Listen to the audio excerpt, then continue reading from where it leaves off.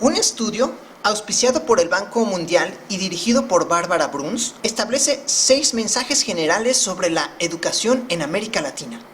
El primer mensaje es que la baja calidad promedio de los profesores de América Latina y el Caribe es la principal limitación que impide el avance educativo en la región y en consecuencia restringe la contribución del gasto nacional en educación a la reducción de la pobreza y a la prosperidad compartida. El segundo mensaje es que la calidad de los profesores de la educación se ve comprometida por un pobre manejo de los contenidos académicos y por prácticas ineficaces en el aula.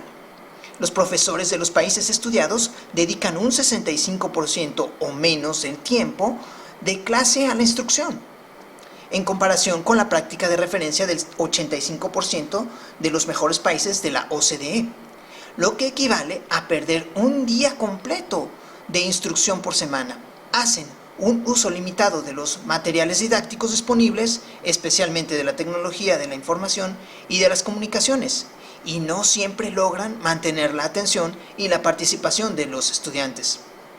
El tercer mensaje es que en la actualidad ningún cuerpo docente de la región, con la posible excepción de Cuba, puede considerarse de alta calidad en comparación con los parámetros mundiales. Si bien durante la última década algunos países han logrado mejorar la calidad de los profesores y los resultados de aprendizaje de los estudiantes, esto se ve especialmente en Chile. El cuarto mensaje es que para formar cuerpos docentes de alta calidad deben seguirse 3 pasos fundamentales: reclutar, desarrollar y motivar mejores profesores. Se dispone de una importante calidad de experiencias de reforma en estos 3 aspectos, dentro y fuera de la región, que puede orientar al diseño de mejores políticas públicas. El quinto mensaje es que durante 10 años, la reducción de la población en edad escolar en aproximadamente la mitad de los países de la región, especialmente del Cono Sur, podría facilitar en gran medida el proceso de elevar la calidad docente. En la otra mitad de la región, en particular en América Central, la necesidad de contar con más profesores agravará el desafío. Y el sexto y último mensaje, por parte del Banco Mundial, es que el desafío más serio a la hora de elevar la calidad de los profesores no es fiscal ni técnico, sino político, porque los sindicatos docentes de todos los países de América Latina son grandes y constituyen un factor políticamente activo. Sin embargo, los casos de reformas exitosas continúan aumentando y ofrecen enseñanzas que pueden ayudar a otros países. Ahora bien, hablando sobre la importancia de los profesores desde el punto de vista del Banco Mundial en torno al desempeño educativo en América Latina y el Caribe, se establece que durante los últimos 50 años, los países de América Latina y el Caribe han logrado una ampliación masiva de la cobertura en educación, algo que demoró un siglo o más en muchos países de la Organización para la Cooperación y el Desarrollo Económicos, OCDE, tomando como punto de referencia que menos del 10% del total de niños completaba la educación secundaria en 1960, hoy, la mayoría de los países de la región ha alcanzado la universalidad en la finalización de la escuela primaria y elevadas tasas de escolarización secundaria. Solo Guatemala y Haití contrastan marcadamente con los progresos regionales. Si bien el promedio de 4 años de escolarización para los trabajadores de la región en 1960 se ubicaba apenas por encima de la mitad del nivel de los trabajadores de los países de la OCDE, hoy ambos promedios convergen en torno a los 12 años. Durante el último medio siglo se ha producido una acumulación considerable y acelerada de capital humano en América Latina.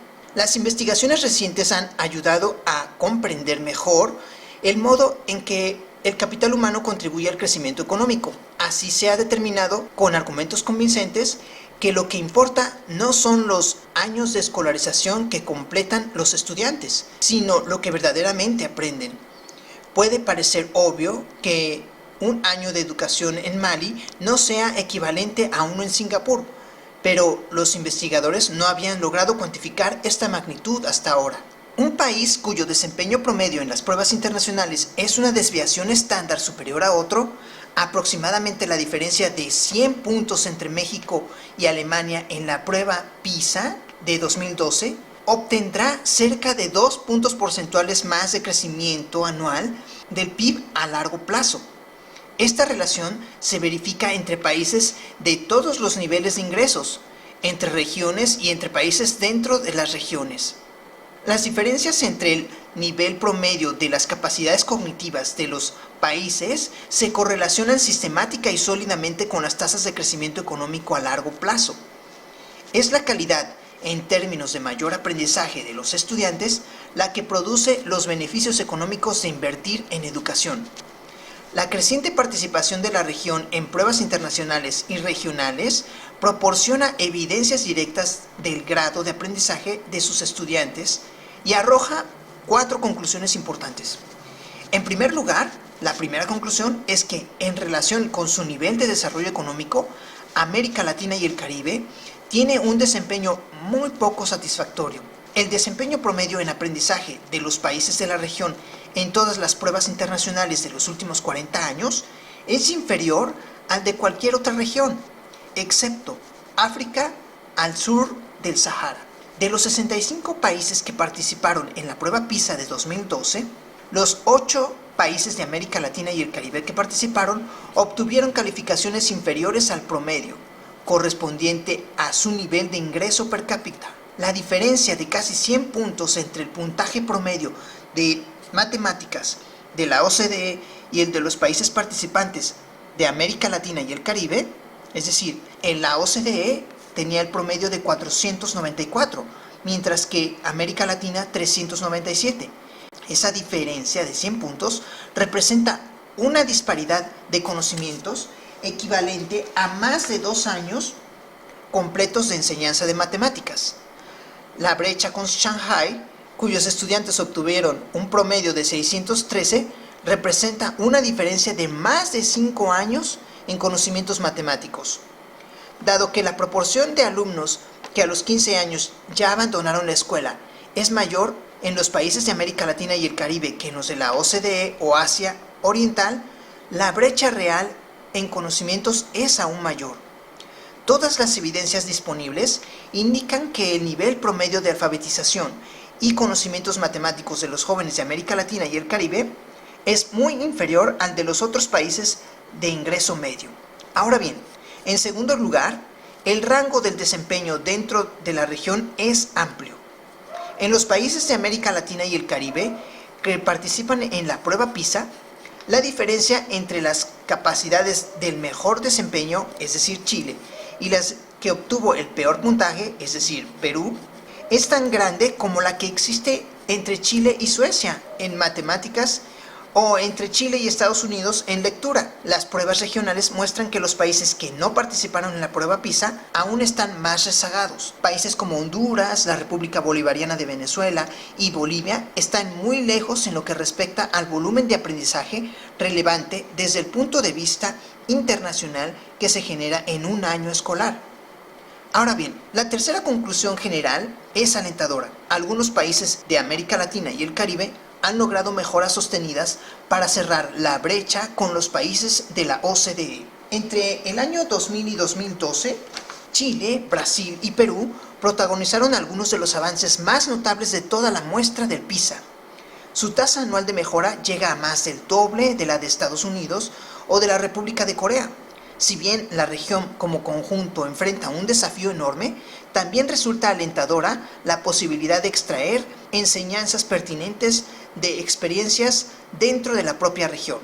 No obstante, la conclusión final, confirmada por los resultados de la prueba PISA de 2012, es que no hay margen para la complacencia. Es decir, tanto los países de la región que más mejoraron como los restantes obtuvieron un progreso mucho menor que en ediciones anteriores de PISA.